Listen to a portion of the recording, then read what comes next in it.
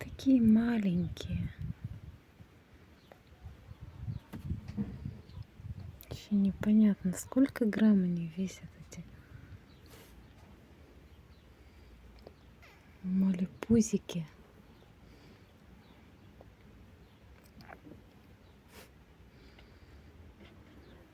Котик. Это